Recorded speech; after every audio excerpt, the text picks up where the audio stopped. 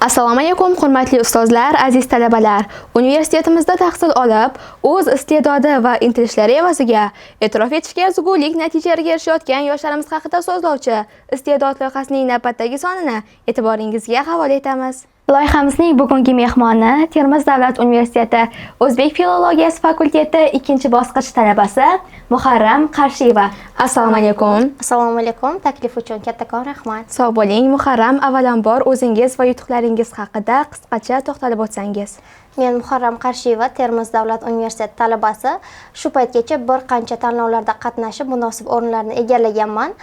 Masalan, Mirzo Ulug'bek Vorislar Respublika tanlovi faol ishtirokchisiman. Bundan tashqari, Vatan taraqqiyotiga mening hissam Respublika tanlovining adabiyot va publitsistika yo'nalishi bo'yicha 1-o'rin sohibasiman. Va shuni ham aytib o'tishim kerakki, Yuqori bolalar tashkiloti, O'zbekiston Yoshlar ittifoqi va Yoshlar ishlari agentligi hamkorligida tashkil etilgan Imkonlab ijtimoiy tadbirkorlik laboratoriyasi tanlovida ham faol ishtirok etganmiz va jamoamiz bilan birgalikda 1000 AQSh dollari miqdorida grant sohibasi bo'lganman. Bu juda ajoyib. Muharram, siz O'zbek filologiyasi fakulteti talabasisiz, ammo ixtirochi sifatida ham patentga egasiz.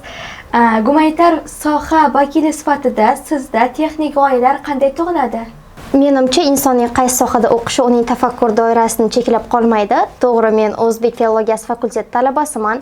Asosan adabiyot va so'z san'ati bilan shug'ullanaman, ammo ijodkorlik faqatgina she'r yoki matn yozishda emas, balki jamiyatdagi muammolarni ko'ra olish va unga munosib yechim topishda deb o'ylayman.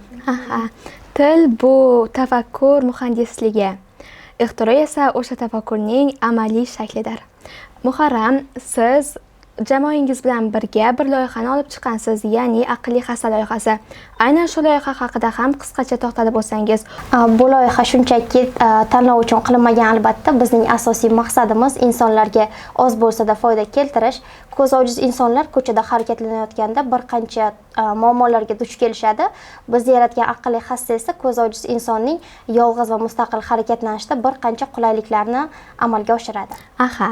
G'oliblik bu bir lahzalik, lekin birovning og'irini oson qilish esa bu umrbodlik mukofotdir. Muharram, siz bu o'quv yilida universitet stipendianti sifatida e'tirof etildingiz.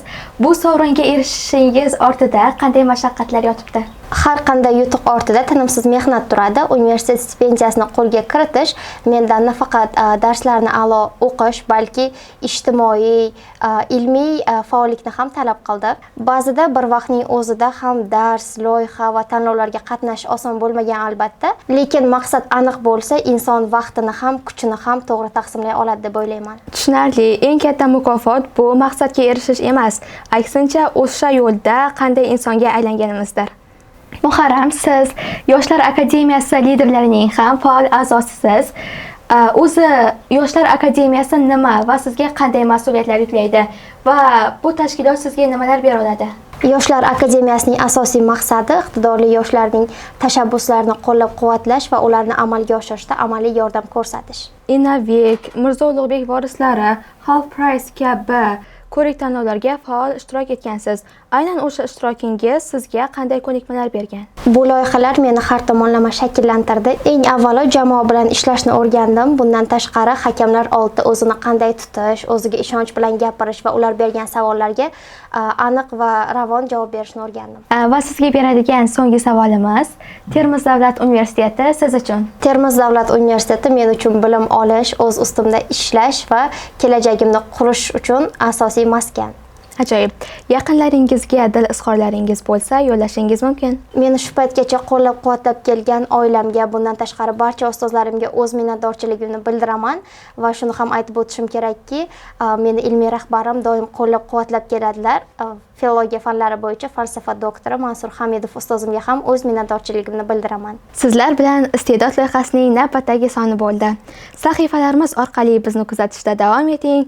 Xayr, salomat bo'ling.